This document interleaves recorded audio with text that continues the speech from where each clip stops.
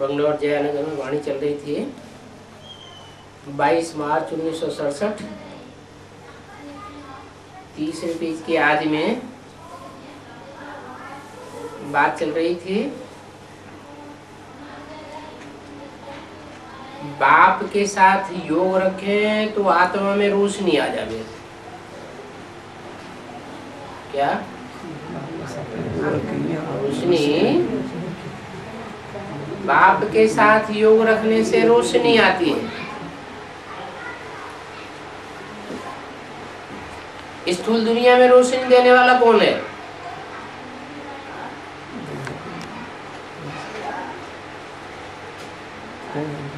ये दुनिया है, इसमें रोशनी कब होती है? जब सूर्य निकलता है तो रोशनी होती है, क्योंकि सूर्य का संग मिलता है तो आंखों में रोशनी जगमगाती है, चारों तरफ उजेला हो जाता है। ऐसे ही ये जो ब्राह्मणों की संगम की दुनिया है, इसमें जिनका बाप ज्ञान सूर्य के साथ योग लग जाए तो आत्मा रोशनी में आ जाए। योग में ना रहने के कारण अंधेरा हो गया है। किसके साथ योग में न रहने के कारण? ज्ञान सूर्य बाप के साथ योग में न रहने के कारण अज्ञान का अंधेरा हो गया है। ज्ञान सूर्य बाप के साथ योग नहीं है तो किसके साथ योग रहा?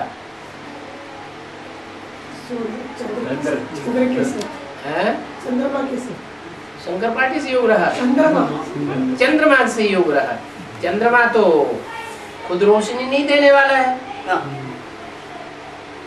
सूर्य चंद्रमा को रोशनी देता है। चंद्रमा स्वयं प्रकाशित नहीं है, इसलिए चंद्रमा को कहते हैं राकापति। क्या? रात्रि का स्वामी। अज्ञान रात्रि का स्वामी कौन? चंद्रमा। और सूर्य ज्ञान दिन का स्वामी। तो योग किसके साथ रखना है? जरूर है, ज्ञान सूर्य के साथ योग रखेंगे तो आत्मा में रोशनी आएगी। तो अभी अंधेरा हो गया है, इसलिए बच्चों को बाप कहते हैं जितना याद में रहेंगे उतनी ही तुम्हारी आत्मा की लाइट बढ़ती जाएगी। क्या? आत्मा की लाइट कैसे दिखाई पड़ती है?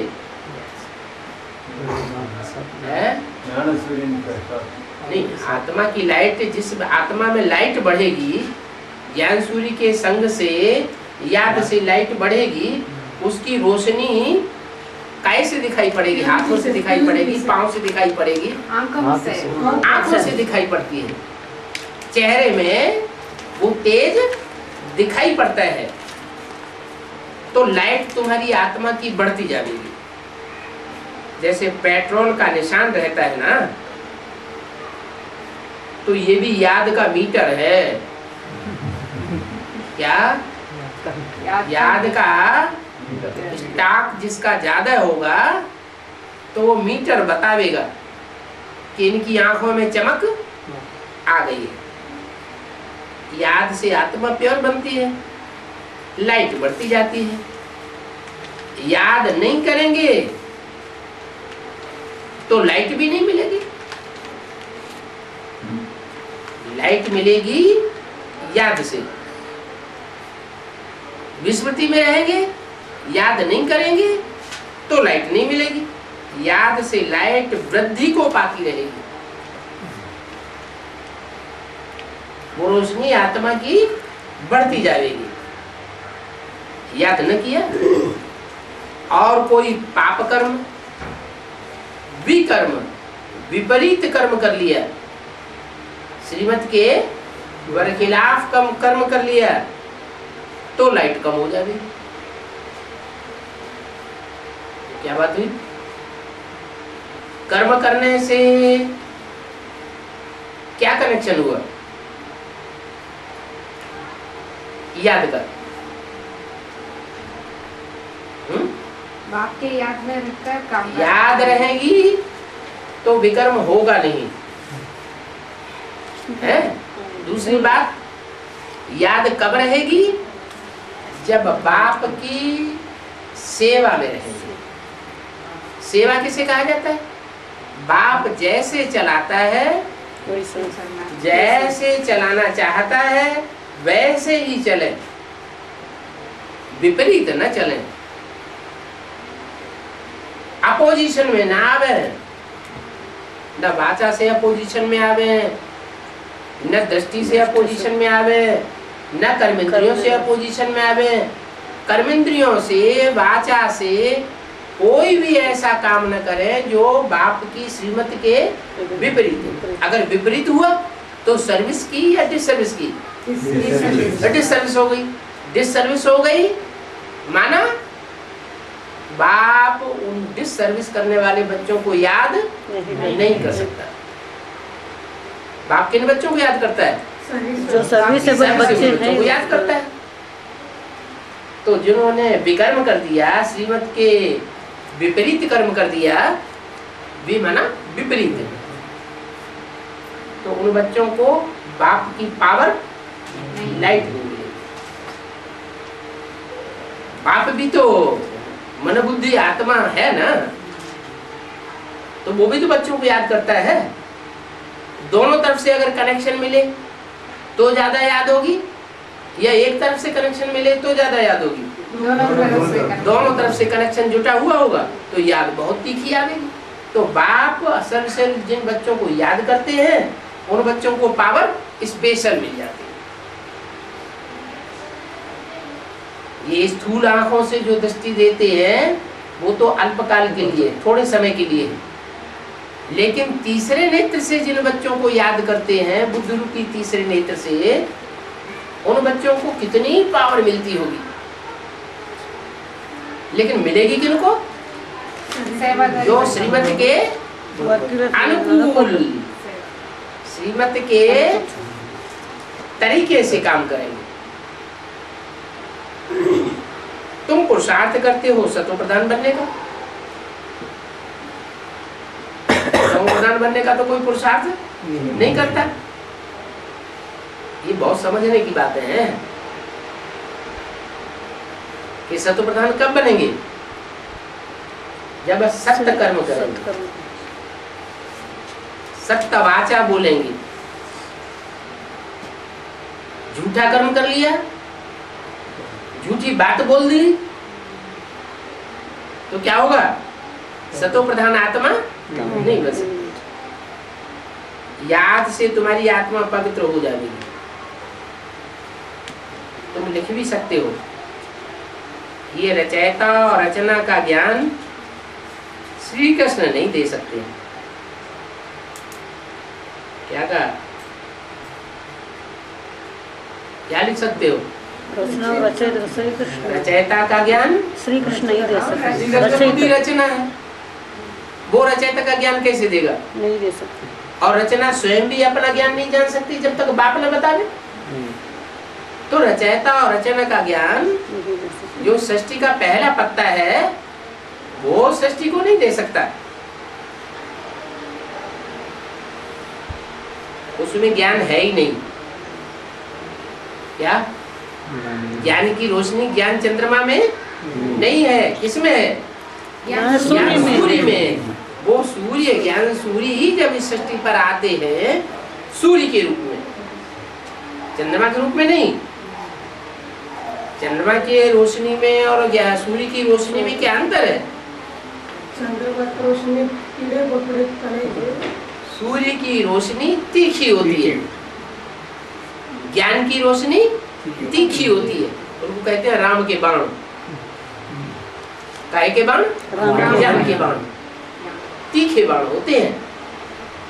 और चंद्रमा की रोशनी कैसी होती है? शीतल होती है।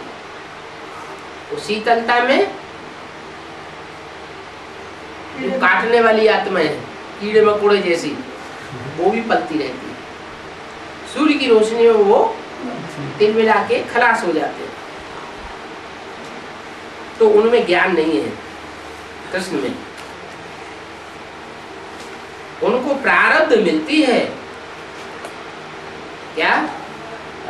बाप के यहाँ जन्म लेते हैं तो बाप से उनको प्रारब्ध नई दुनिया की मिल जाती। जरूर उन्होंने संगम युग में ऐसे कर्म किए होंगे। कैसे?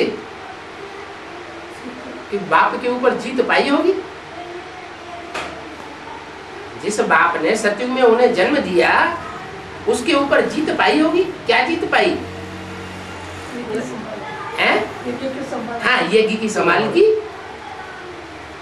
वो तो छोड़ के चला गया, फेल हो गया, और इन्होंने संभाल किया तो वो प्रारब्ध मिल गई। क्या? नई दुनिया की प्रारब्ध मिल गई। वो राम सीता वाली आत्माओं को उनका माँ बाप बन के बलि ढोनी पड़ती है। क्या? माँ बाप बनते हैं और उनके लिए नई दुनिया सारी तैयार करते हैं। कैसे तैयार करते हैं? चैन की बंसी बजा के तैयार करते हैं या मारामारी की दुनिया में भागदौड़ करके तैयार करनी पड़ती है? भागदौड़ करके। मारामारी की दुनिया में भाग दौड़ करके कितनी मार काट की दुनिया होती है, हिंसक दुनिया, उसके बीच में रह करके श्री कृष्ण के लिए, श्री कृष्ण जैसे बच्चे के लिए नई दुनिया तैयार करते हैं। लेकिन कृष्ण में ज्ञान नहीं है। उस नई दुनिया की स्थापना करने का कृष्ण में ज्ञान नहीं है। वो प्रारब्ध तो पाता है। कृष्ण पूरे 84 जन्म लेते हैं। क्या? उनके जन्म कम नहीं है, पूरे 84 जन्म लेते हैं। ये भी लगा देना चाहिए कि अंतिम 84वें जन्म में कृष्ण की आत्मा फिर से ज्ञान ले रही। कौन से जन्म में? अंतिम 84वें जन्म में ज्ञान ले रही है कि ज्ञान दे रही है? कैसे? दादा लेखराज ब्रह्मा के तन से ज्ञान देने का निमित्त बना या ज्ञान लेने का निमित्त बना? कभी सुना नहीं, लेकिन ज्ञान बराबर समझा नहीं। हाँ, ज्ञान लिया और किसी ने समझा नहीं तो लिया न लिया बराबर हो गया। मुरली में तो बाबा बोलते हैं, मैं तुम बच्चों को सुनाने आता हूँ, ये तो बीच में ऐसे ही सुन लेता है। माने इसको नहीं सुनाने आता हूँ, ये कुछ नहीं समझेगा। मैं तुमको सुनाने आता हूँ, तुम समझदार हो, बुद्धिमान बाप के बुद्धिमान बच्चे बनते हो, डायरेक्ट बच्चे बनते हो। ये कोई डायरेक्ट बच्चा थोड़ी बनता। इसको ज्ञान सूर्य बाप से डायरेक्ट प्रारब्ध नहीं प्राप्त होती। शिव बाबा से इसको डायरेक्ट वर्षा मिलता है क्या? नहीं, नारायण से वर्षा मिलेगा। तो ये आत्मा, कृष्ण की आत्मा, दादा लेखराज की आत्मा अभी 84वें जन्म में फिर से माना पहले भी ज्ञान ले चुकी थी। फिर से का क्या मतलब? पहले कि आज में भी ज्ञान ले चुकी थी बाप से। लिया था या नहीं लिया था? लिया था। और अभी फिर से ले रहे हैं। फिर से वो ज्ञान सूर्य बाप से ज्ञान ले रही है। फिर फर्स्ट नंबर में ये जाते हैं नई दुनिया में। बाप ने बताया है कि सतयुग में 9 लाख ही होंगे।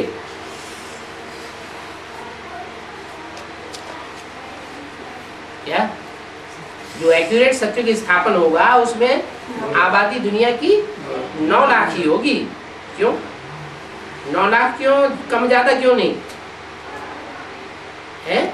4.5 लाख आपको 4.5 क्योंकि 9 लाख सितारे दुनिया में गाए हुए हैं।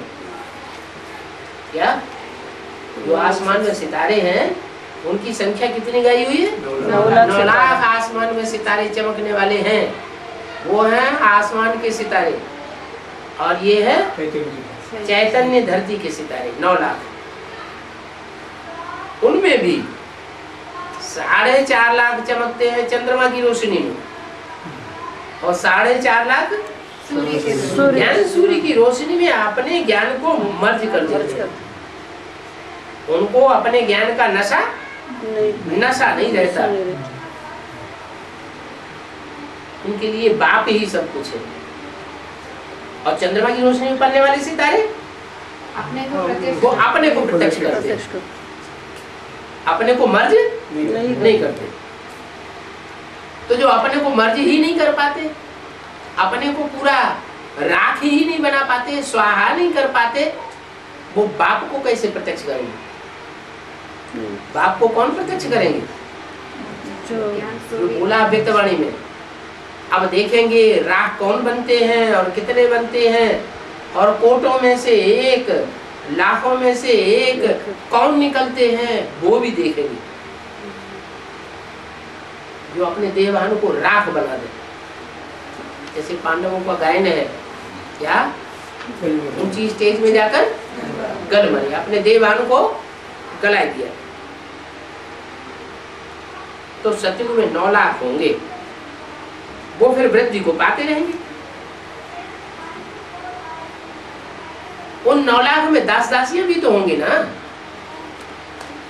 सारी प्रजा ही प्रजा होगी, और प्रजा में दास दासियां भी होंगी। जो पूरे 84 जन्म लेते हैं, ऐसी दास दासियां भी होंगी। क्या दास दासियां भी कोई कम नहीं होंगी? कहेंगे इन्होंने पूरे 84 जन्म लिए। 84 जन्म ही जास्ती से जास्ती गिने जाते हैं। जो अच्छी रीति परीक्षा पास करेंगे वो तो पहले पहले आवेंगे, और जिन्होंने अच्छी रीति परीक्षा पास नहीं की है, कुछ कम मार्क्स पास किए हैं, वो बाद में आते जावेंगे। जितना देरी से जावेंगे, जितना देरी से दुनिया में, नई दुनिया में जावेंगे, उतना मकान पुराना तो कहेंगे ना। क्या एक जन्म के बाद कोई आता है तो कहीं 83 जन्म,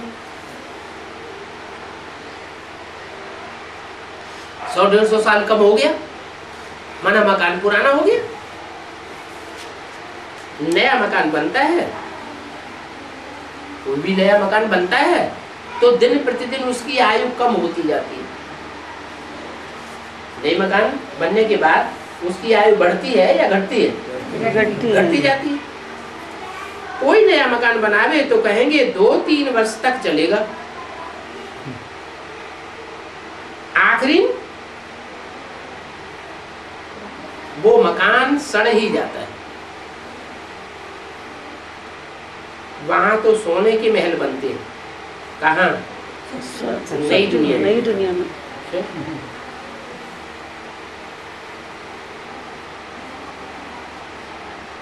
मिट्टी की ईंटों के मकान नहीं होंगे, पत्थर के मकान नहीं होंगे, नहीं। सोने की ईंटें बनेंगी, कारखाना बनेगा। नहीं, आत्मा आत्मा सोने का ईंटें माने चैतन्य ईंटें। चैतन्य चैतन्य आत्मा रूपी ईंटें जो है वो सच्ची सोने की होंगी। उनमें कोई भी झूठा आदमी नहीं होगा। तो जो सोने का महल बनेगा वो जल्दी तो पुराना हो नहीं सकता। सोना तो बहुत लंबे समय तक चमकता रहता है ना। फिर भी सोने को साफ तो जरूर करना पड़ेगा। भले कितनी भी चमक मारने वाला सोना हो, फिर भी कुछ न कुछ समय के बाद उसमें गंदगी चढ़ जाती है और वो सफाई उसकी करनी पड़ती है। जेवर भल सच्चे सोने का बनाओ, आखिरी फिर भी उस जेवर की सफाई करनी पड़ती है। तो भी साबित होता है कि तुम बच्चों की आत्मा सोने मिसल थी, सोने जैसे थे, सच्चे थे। फिर कलयुग के अंत में उसमें कचरा चढ़ जाता है तो सफाई करनी पड़ती है। सफाई के बाद फिर उन्हें पॉलिश चाहिए। तुम बच्चों को सदैव यही खुशी होनी चाहिए कि हम तो नई दुनिया में जा रहे हैं। क्या तुम बच्चों को ये खुशी होनी चाहिए, और तथाकथित बेसिक ब्राह्मण वालों को ये खुशी नहीं होगी। क्या कि हम नई दुनिया में जीते जी जाने वाले, वो क्या समझेंगे? ये शरीर छूट जाएगा, फिर कभी अगले जन्म में हम नई दुनिया में जाएंगे। और तुम्हारी बुद्धि में है हम तो इस शरीर से इसी जन्म में जीते जी नई दुनिया में जाने वाले। इस नरक में हमारा ये अंतिम जन्म है, इसके बाद इस दुनिया में हमारा कोई जन्म होने वाला नहीं है। इन आंखों से तुम जो कुछ देखते हो जानते हो, ये पुरानी दुनिया है और ये सब पुराने शरीर है, इसलिए इनमें हमारा ममत्व तो लगने वाला नहीं है, क्योंकि हमारी तो तीसरे नेत्र में नई दुनिया बसी हुई है। हम कहाँ जाने वाले हैं? हम तो नई दुनिया में बाकी बनने वाले हैं। अभी हमको सतयुग की नई दुनिया में नया शरीर लेना है। 5 तत्व भी नए बन जाएंगे। अभी तो इस दुनिया के जो 5 तत्व पृथ्वी जलवायु अग्नि आकाश से जो शरीर बना हुआ है वो पुराना है। नई दुनिया में शरीर भी हमारा कंचन काया 5 तत्वों से सात्विक बनेगा। तो ऐसे ऐसे अंदर में विचार सागर मंथन चलना चाहिए। ये पढ़ाई है, अंत तक तुम्हारी ये पढ़ाई चलेगी। क्या उनकी पढ़ाई तो फिनिश हो गई, किनकी? कृष्ण की। और कृष्ण के जो भी फॉलोअर हुए अंतिम जन्म में, दादा लेखराज और दादा लेखराज के जो भी फॉलो करने वाले हैं, उनकी तो पढ़ाई फिनिश हो गई। लेकिन तुम्हारी पढ़ाई अंत तक चलती रहेगी। जब तक जीना है तब तक तुम ज्ञान जल पीते रहो। पढ़ाई बंद हुई ना, जैसे ही तुम्हारी पढ़ाई बंद हुई तो विनाश हो जाएगा। क्या? तो पढ़ाई चलते रहना अच्छा है या पढ़ाई बंद होना अच्छा है? पढ़ाई चलते रहना, क्या अच्छा है? चलते रहना अच्छा है बाबा। पढ़ाई चलती रहे। हाँ, अच्छा, नहीं बाबा, जल्दी नई दुनिया जाना है, इसलिए पढ़ाई खत्म होना जल्दी नई दुनिया में जाना है, इसलिए पढ़ाई खत्म होनी चाहिए ताकि बाबा भाग जाए। बाबा को भगाने का जल्दी पढ़ाई बंद होगी तो विनाश हो जाएगा।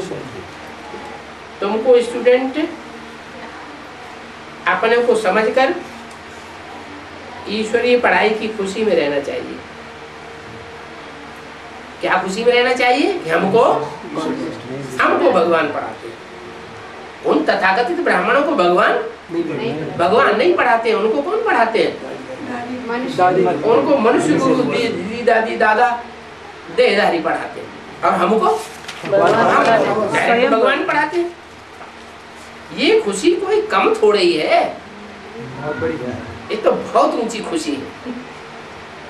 परंतु ये भी जानते हो कि साथ साथ पढ़ाई के साथ साथ माया हमसे उल्टे काम भी करवा देती है। पढ़ाई तो हम ऊंची पढ़ रहे हैं, लेकिन माया भी पीछे लगी हुई है। वो माया क्या करती है? वो माया जो है वो हमसे उल्टे काम करवा देती है। 5-6 वर्ष पवित्र रहते हैं, फिर माया गटर में डाल देती है। पढ़ाई तो हम ऊंची पढ़ते हैं, वो ऊंची पढ़ाई का प्रभाव ये होता है 5-6 साल तक भी हम अच्छे से चलते हैं, पवित्र रहते हैं, फिर माया गिरा देती है। हम गिरा हूं, ये भावना पैदा हो जाती है। एक बार गिरे फिर वो अवस्था नहीं बन पाती। जैसे कि 5 मार से नीचे गिर जाते हैं,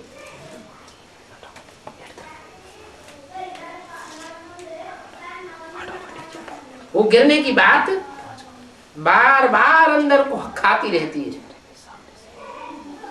ज्ञान में चलने के बाद कोई गिरते हैं तो गिरने की बात बार बार दिल के अंदर खाती रहती है। अभी तुम बच्चों को सारी स्मृति रखनी, इस जन्म में जो पाप किए हैं हर एक आत्मा को अपने जीवन का तो पता है। कोई मंद बुद्धि, कोई विशाल बुद्धि होते हैं। छोटेपन की सारी बातें याद तो रहती है ना। बाबा भी तो छोटेपन में ही हिस्ट्री सुनाते हैं, बुद्धि में याद आती तो है ना। बाबा को वो जगह याद है, सब याद है, परंतु अभी तो वहां सब नई जगह बन गई होगी। 5 वर्ष से लेकर अपनी जीवन कहानी याद होनी चाहिए। अगर भूल गए हैं 5 वर्ष से बाद वाली जीवन कहानी बचपन की अगर भूल गए हैं तो उनको कहेंगे डल बुद्धि। बाबा कहते हैं कि अपनी जीवन कहानी लिखो, ये लाइफ की बात है ना। मालूम पड़ता है कि ये लाइफ में कितना चमत्कारी था। गांधी इंदिरा आदि के कितने बड़े बड़े वॉल्यूम बनते हैं जीवन कहानी के। लाइफ तो वास्तव में तुम्हारी वैल्यूबल है। उन इंदिरा गांधी और गांधी जी की लाइफ कोई वैल्यूबल नहीं है। क्यों? गोली तो मारती, वो भी ठीक बात है, लेकिन उनको कांटों का ताज मिलता है। क्या? उनको जो ताज मिलता है वो कांटों का ताज मिलता है, और तुमको हीरे जवाहरातों का ताज मिलता है। तुम जो राजाई करते हो हीरे जवाहरात जैसी आत्माओं के ऊपर राजाई करते हो, और वो किसके ऊपर राजाई करते हैं? कांटों। जिनके ऊपर राजाई करते हैं वो पत्थर मार के नाक ही तोड़ देते हैं। फिर प्लास्टिक सर्जरी करानी पड़ती है।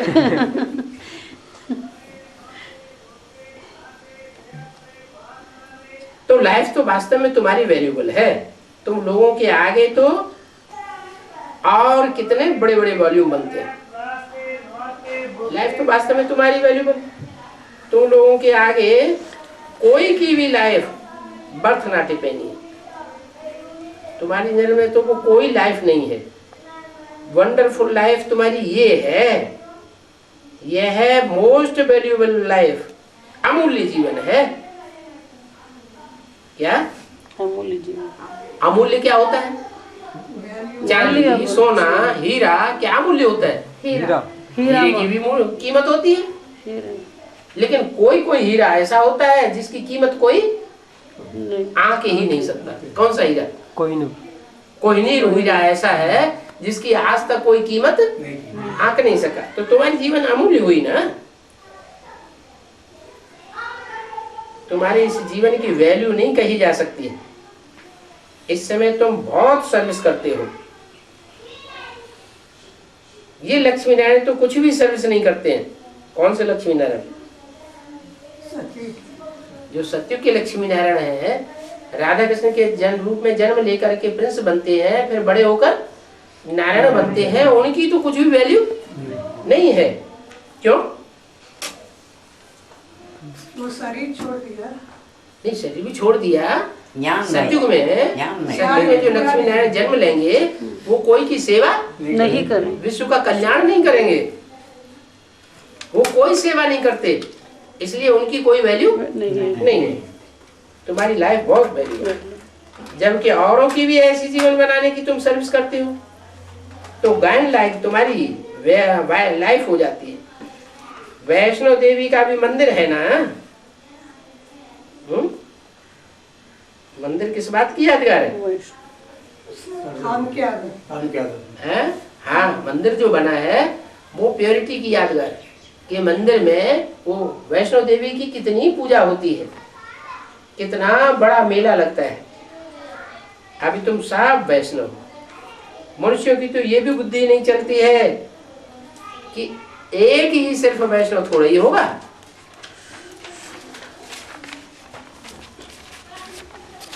एक ही वैष्णो देवी होगी क्या? एक ही होगी या नंबरवार भुजाएं भी होगी? नंबरवार भुजाएं होगी। नंबरवार भुजाएं होगी। 22 मार्च 1967 की वाणी का चौथा पेज। वैष्णव माना कि तुम पवित्र बन गए, विष्णु की औलाद बन गए। विष्णु माना विष्णु विकार माना जिसमें विषय विकार नहीं। बिल्कुल नहीं है, वो है वैष्णव। और विष्णु जिसको कहते हैं उसकी तुम औलाद हो। तो जैसे तुम्हारे रचयिता वैसे तुम रचना बन जाते हो, तुम भी पवित्र बनते हो। खान पान भी तुम्हारा वैष्णव है। पहले नंबर विकार में तो तुम वैष्णव हो ना। क्या विकारों की जो बातें हैं, विकारों को ग्रहण करने की जो बातें हैं, उनमें तुम वैष्णव हो। तुम विकारों को ग्रहण नहीं करते हो। जगदम्बा की ये सब बच्चियां ब्रह्मा कुमार कुमारियां हैं ना, ब्रह्मा और सरस्वती, बाकी सब है उनकी संतान। किनकी? ब्रह्मा और सरस्वती किसकी संतान है? जगदम्बा की ये सब बच्चियां ब्रह्मा कुमार कुमारी हैं, ब्रह्मा और सरस्वती। जो भी पुराने पुराने हैं वो सब किसकी संतान हुए? जगदम्बा की संतान है। और बाकी सब है उनकी संतान। किनकी संतान? ब्रह्मा सरस्वती की संतान। नंबरवार देवियां हैं जिनकी पूजा होती है। बाकी इतनी भुजाएं आदि जो दे दी है वो सब फालतू है। तुम बहुतों को आप समान बनाते हो तो इतनी भुजाएं दे दी है। ब्रह्मा को भी 1000 भुजाओं वाला, 100 भुजाओं वाला दिखाते हैं ना। तो ब्रह्मा को भी इतने सहयोगी होंगे ना। ये सब भक्ति मार्ग की बातें समझाई जाती हैं। क्या ब्रह्मा को इतनी भुजाएं देते हैं और शंकर को भुजाएं नहीं देते। जो 2 भुजाएं दी हैं वो भी जगन्नाथ के मंदिर में काटी हुई दिखाई गई। तो ये क्या है? उनको इतनी भुजाएं और तुमको जो 2 भुजाएं थी वो भी कट गई। क्या मतलब हुआ? ऐसे क्यों होता है? कोई भी सहयोगी नहीं रहे। क्यों नहीं रहा है? ऐसी जिंदगी क्यों बनाना चाहिए जो कोई सहयोगी ना रहा? हम किसी के न हुए, कोई हमारा न हुआ है। जिंदगी ऐसी बनानी चाहिए कि हम दूसरों की सहयोग करें, दूसरे हमारा सहयोग करें। फिर जो विश्व के मालिक कहे जाते हैं उनके ऐसी दशा क्यों हो जाती है?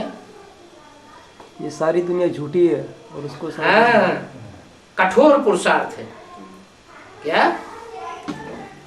कड़ा पुरुषार्थ है।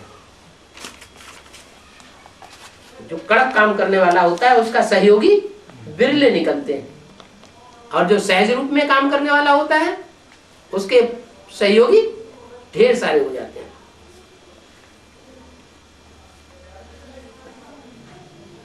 तो तुम जानते हो कि ब्रह्मा को कितनी भुजाएं हैं। इतनी भुजाएं होने का राज क्या है?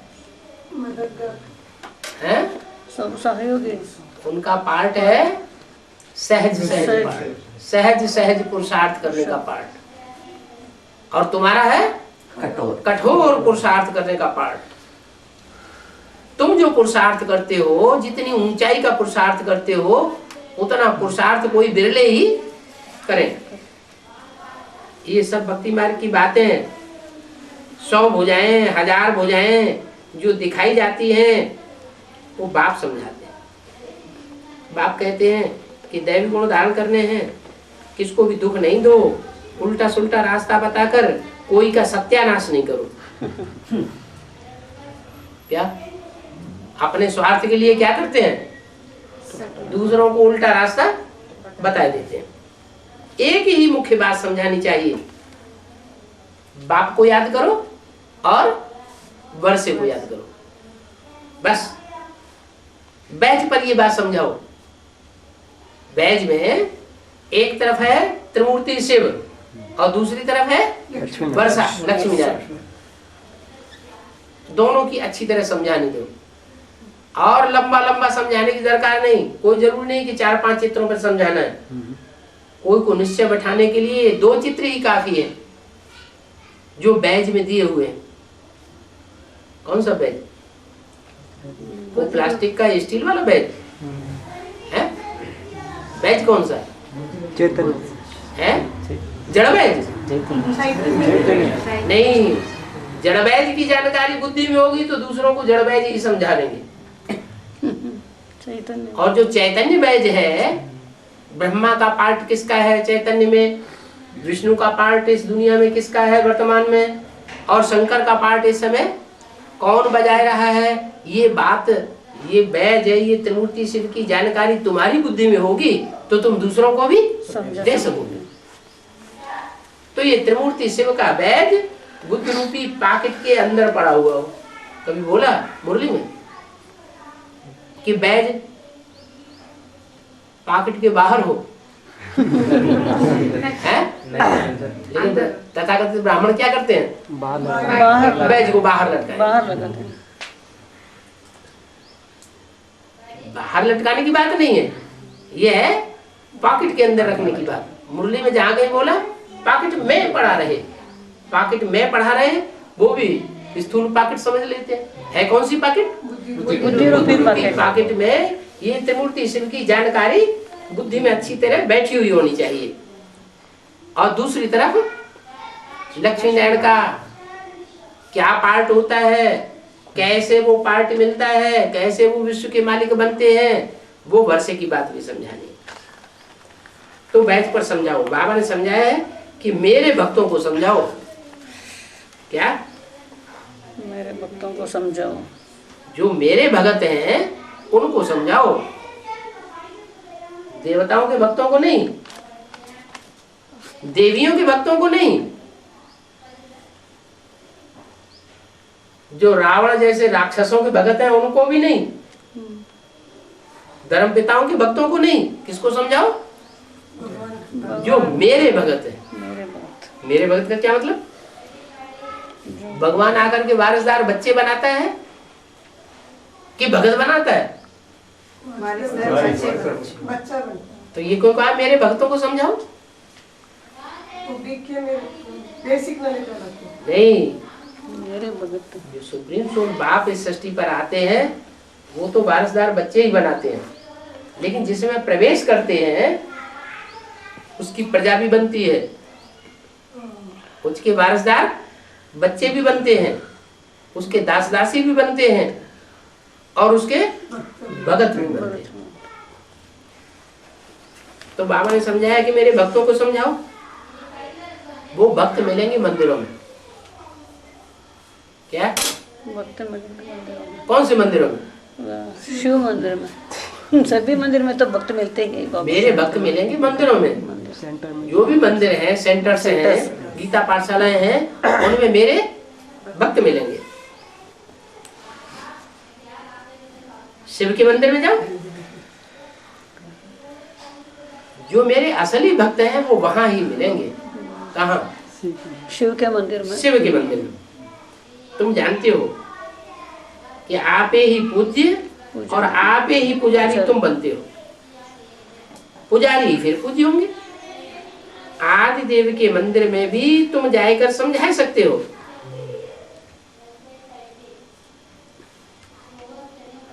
ये प्रजापिता ब्रह्मा है। कौन? आदिदेव। तुम आदिदेव है, पुरुष है, पुराण है। कौन है आदिदेव? किसका मंदिर होता है जिसे आदिदेव कहते हैं? जैनी लोग कहते हैं आदिदेव, आदिनाथ। आदिनाथ किसको कहते हैं? शंकर। जो नगन चित्र दिखाए गए हैं, नगन चित्र शंकर, वो निराकारी स्टेज की यादगार, वो आदिदेव है। समझाओ, ये प्रजापिता ब्रह्मा है। क्या? ब्रह्मा सिर्फ नहीं है, कौन है? प्रजापिता ब्रह्मा है। तो इनकी प्रजा कहाँ है? तुम ब्रह्मा कुमार कुमारी अभी प्रैक्टिकल में प्रजा बन रहे हो ना। किसकी? प्रजापिता ब्रह्मा। प्रजापिता ब्रह्मा की। वो ब्राह्मण थोड़े ही जानते हैं कि हम प्रजापिता ब्रह्मा की संतान हैं। वो ब्राह्मण क्या जानते हैं? हम ब्रह्मा की संतान हैं। उनकी पैदाइश किससे हुई? ब्रह्मा से। दीदी दादी दादाओं से संतान पैदा हो रही है उनकी। तो पैदाइश उनकी किससे हो रही? बाजार बुझाए ब्रह्मा से। दीदी दादियों के द्वारा उनकी पैदाइश हो रही है ना। कोई ऐसा तो होता नहीं है कि कोई नया नया जाकर के गुलजार दादी की सभा में जाके बैठ जाए जहाँ ब्रह्मा पढ़ाता है। ऐसा तो होता नहीं। माने पहले पहले संदेश किससे लेते हैं? कोई भी दीदी दादी दादा या कोई भी ब्राह्मण होते हैं तथाकथित उन ब्राह्मणों से संदेश लेते हैं। वैसे वो कहते हैं हम ब्रह्मा की संतान है, लेकिन उनसे पूछो तुम्हारा ब्रह्मा कहाँ है तो कहेंगे सूक्ष्म वतन में है। ब्रह्मा सूक्ष्म वतन में। तुम यहाँ कहाँ से आ गए? जाओ सूक्ष्म वतन में। वो कहेंगे ब्रह्मा तो हमारा होकर गया है। क्या? ब्रह्मा तो वो कर गया था हमारा ब्रह्मा जिसकी हम संतान है, वो पहले होकर गया है। अच्छा, तुम कहेंगे शिव बाबा और ब्रह्मा बाबा होकर नहीं गए हैं, अभी भी हाजिर हैं।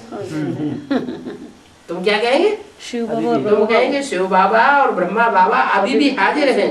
शिव बाबा का तो विरुद्ध है, साथ चलेंगे, साथ रहेंगे, साथ श्वासों श्वास अंत तक निभावेंगे। खेलेंगे, खाएंगे, पिएंगे, सोएंगे, सब साथ साथ करेंगे अंत तक। अब तुम कहते हो हमारा ब्रह्मा चला गया। अरे चला नहीं गया, हमारा ब्रह्मा तो हमारे साथ है और हाजिर है। तुम कहेंगे हाजिर है और वो कहेंगे चला गया। हाँ, वो ब्रह्मा हो करके गया। अजमेर में भी ब्रह्मा के मंदिर में तुम अच्छी रीत समझा सकते हो। क्या समझाने के लिए कहाँ जाओ? अजमेर। कौन से अजमेर में? माउंट आबू। वो भक्ति मार्ग वाले अजमेर में? ठेठ भक्ति मार्ग वाला अजमेर है या ब्राह्मणों की दुनिया का जो अजमेर है? ब्राह्मणों की दुनिया का जो अजमेर है, जहाँ ब्रह्मा की मूर्ति रख करके उसकी पूजा करते हैं। वो दूर दूर तीर्थों से भगत लोगों को बुला बुला के लाते हैं, वहां जाकर के समझाओ, अच्छी रीति समझाओ। ब्रह्मा के मंदिर में जाकर के पूछो प्रजापिता ब्रह्मा कहाँ है, जिनकी तुम संतान हो, वो तो बताओ। वो तो इधर उधर करे तो कहो तुम तो भिखारी हो। वो तो निर्विकारी है। कौन? प्रजापिता ब्रह्मा तो निर्विकारी है और तुम तो विकारी हो।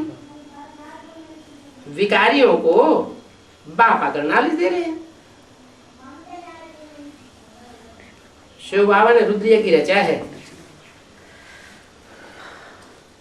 क्या रचने वाला कौन है? रुद्र यज्ञ रचा है, फिर उसका शिव बाबा यज्ञ नाम क्यों नहीं दिया? रुद्र यज्ञ नाम क्यों दिया? रुद्र ने क्या? क्योंकि जब यज्ञ रचा उस समय उसने रौद्र रूप धारण किया। स्थापना के साथ साथ यज्ञ कुंड से विनाश ज्वाला प्रज्वलित हुई। तो जिन्होंने विनाश ज्वाला प्रज्वलित की है यज्ञ के याद में, उन्हीं को विनाश ज्वाला संपन्न भी करनी पड़ेगी, उसकी अंतिम आहुति भी डालनी पड़ेगी। तो शिव बाबा ने जो रुद्र ज्ञान यज्ञ रचा है वो हम ब्राह्मणों को पढ़ाते हैं। तुम्हारे पास प्रदर्शनी में बहुत आवेंगे। कौन सी प्रदर्शनी में? चैतन्य प्रदर्शनी में। ज्ञान रत्नों की जो प्रदर्शनी होगी उसमें भी आवेंगे, और तुम्हारे जो चैतन्य चित्र तैयार होंगे, क्या सबसे पहले कौन से चित्र तैयार होंगे? चैतन्य चित्र, लक्ष्मी नारायण। लक्ष्मी नारायण के चित्र तैयार होंगे, त्रिमूर्ति के चित्र तैयार होंगे। होने हैं कि नहीं होने? त्रिमूर्ति का चित्र अगर तैयार नहीं होगा तो ये झंडा कैसे बन गया? इस त्रिमूर्ति की यादगार में झंडा का गीत गाते हैं ना, विश्व विजय करके देख ला। कपड़े का झंडा विश्व विजय करता है क्या? चैतन्य कोई चैतन्य वस्त्र है शरीर रूपी, जो सारे विश्व के ऊपर विजय प्राप्त करते हैं। तो तुम्हारे पास उस चैतन्य प्रदर्शनी में ढेर आवेंगे। जड़ चित्रों की प्रदर्शनी की बात नहीं, वो तो एडवर्टाइजमेंट कर करके बुलाते हैं, पंपलेट छपाते हैं, अखबारों में एडवर्टाइजमेंट डालते हैं, रेडियो में एडवर्टाइजमेंट डालते हैं, तब आते हैं। तुम्हारे पास तो ऑटोमेटिक आते जाएंगे जब तुम्हारे चैतन्य चित्र तैयार हो जाएंगे, बहुत आवेंगे। मंदिरों में भी बहुत सर्विस हो सकती है, क्योंकि मंदिर तो यादगार है, परंतु मंदिरों में सर्विस करने के लिए कोई जाता ही नहीं है। क्या मंदिरों में सर्विस करने के लिए कोई नहीं जाता?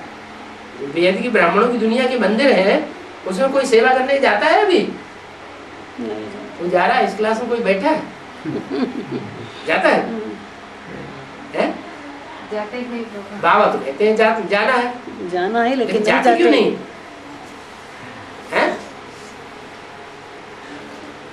ओ मंदिरों के पंडे पुजारी बड़े साते रहते हैं। कोई जाता ही नहीं। मंदिरों में जाकर की गई सर्विस का बाबा को समाचार लिखना चाहिए कि हमने इस मंदिर में जाकर के बाबा ये सर्विस की। फिर बाबा भी वाणी में समझाते हैं सर्विस की बहुत महिमा है, परंतु ऐसा समाचार कोई मुश्किल देते हैं क्या कि हमने इस मंदिर में जाके सेवा की।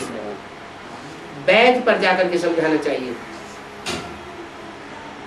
क्या? जो बुद्धरूपी पॉकेट में चैतन्य त्रिमूर्ति शिव का बैज पड़ा हुआ है, लक्ष्मी नारायण का बैज पड़ा हुआ है, जो जानकारी बुद्धि रूपी पॉकेट में है, वो वहां मंदिर में जाकर के उन भक्तों को समझाना चाहिए। प्रजापिता ब्रह्मा सो तो जरूर मनुष्य होगा। प्रजा कहाँ होती है? मनुष्य सृष्टि पर प्रजा होती है या देवताई सृष्टि पर प्रजा होती है? मनुष्य दृष्टि पर होती तो दोनों जगह क्या, लेकिन भगवान आते हैं कलयुग के अंत में। सतयुग त्रेता में उनको आने की दरकार, देवताओं की दुनिया में आने की दरकार नहीं है। वो जब आते हैं तो कलयुग के अंत में सारी मनुष्य सृष्टि प्रजा ही प्रजा होती है। प्रजा का ऊपर प्रजा का राज्य हो जाता है।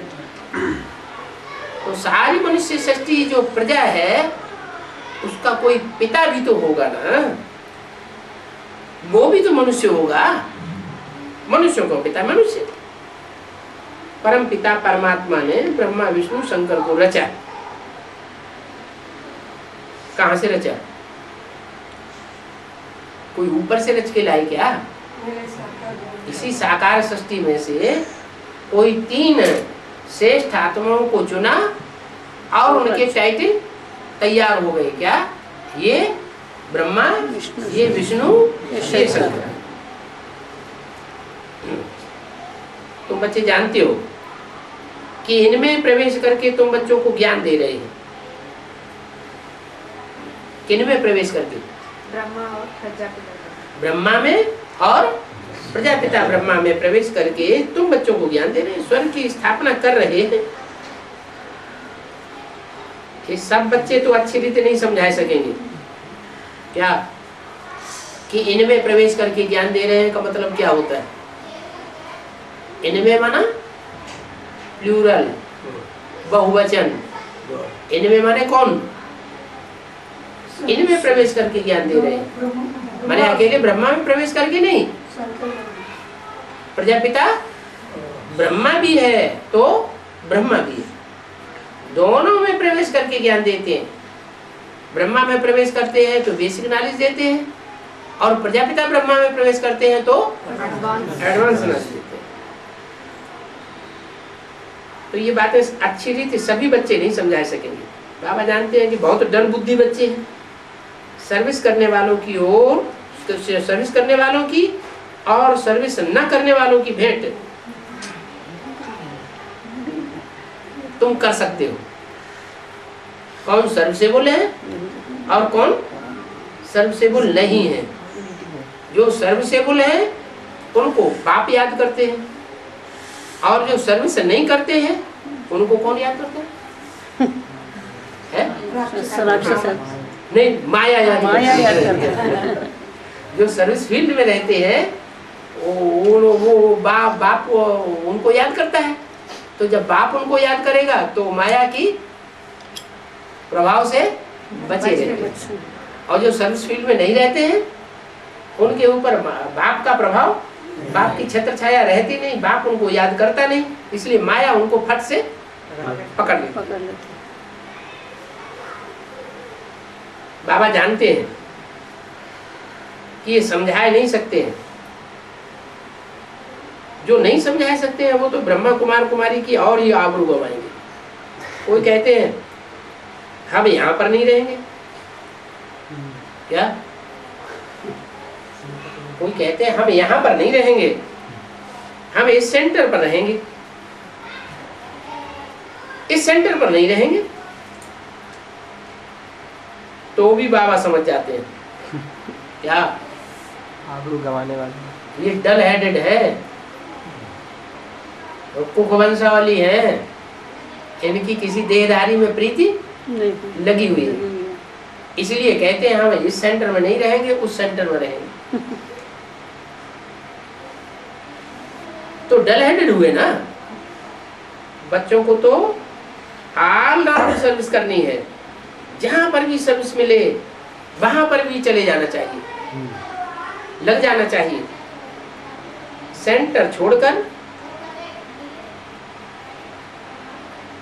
तुम चली जाओगी, इसलिए ट्रांसफर करते हैं ना, तो मना कर देते हैं हम नहीं जाएंगे उस सेंटर पर। तुम सेंटर छोड़कर चली जाओगी तो क्या तुम्हारे बिना ये जिज्ञासु ढेर हो जाएंगे? नहीं,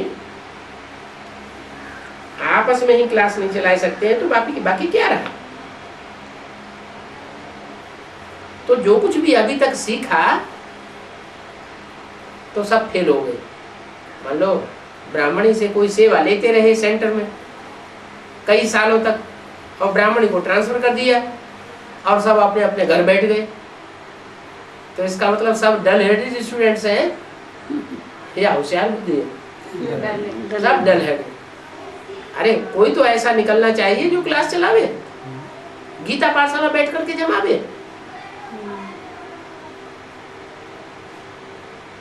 तो सीखा और क्या किया? बिगड़ भी अनेक प्रकार के पड़ते हैं। अबलाओं पर कितने प्रकार के अत्याचार देखे जाते हैं, ये भी गाया हुआ है। हर एक बात में बड़ी समझ चाहिए। तुम कोई को भी खुदा का परिचय दे करके काम निकाल सकते हैं क्या?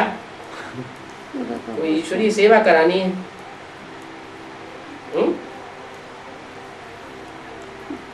तो ईश्वरीय सेवा जिससे करानी है, कोई बड़ा ऑफिसर है समझो, उससे ईश्वरीय सेवा करानी है तो उसको परिचय देने लग पड़ो। ईश्वरीय ज्ञान का परिचय देने लग पड़ेंगे तो भी वो खुश हो जाएगा और यज्ञ का काम कर देगा। खुदा है ऊंचे ते ऊंचे, समझाओ उनको ही पतित पावन रहम दिल कहा जाता है। जो ऊंचे ते ऊंचे है वो ही वरिष्ठ में ले जाने वाला है। कौन? खुदा। उसके सिवाय और कोई बहिष्ठ में ले नहीं जा सकता। वो अल्लाह कहते हैं। क्या कहते हैं कि मुझे याद करो तो तुम मेरे पास आ जाओगे। इस दुनिया से छूटने के लिए अल्लाह को याद करते हैं। सच में तो कोई याद नहीं करते हैं। सचयुग की तो स्थापना हो रही है, वहां कोई अल्लाह को याद नहीं करते, और यहाँ शैतानी राज्य में सब अल्लाह को याद करते हैं। उल्टा ही रास्ता बताने वाले नंबर 1 शैतान है। उल्टा रास्ता, क्या? उल्टा रास्ता बनाना नंबर 1 छोड़ता। सदगति करने वाले भगवान के लिए कह देते हैं कि वो कुत्ते बिल्ले सब में परमात्मा है, तो उल्टा ही रास्ता बताया ना, इसलिए उनका नाम हिरण्यकश्यप रखा है। क्यों उल्टा रास्ता बताते हैं? ये सब बातें बाप बैठ समझाते हैं, बुद्धि में भी नंबरवार ही बैठता है। जो समझते होंगे वो फिर दूसरों को समझाएंगे। ओम शांति।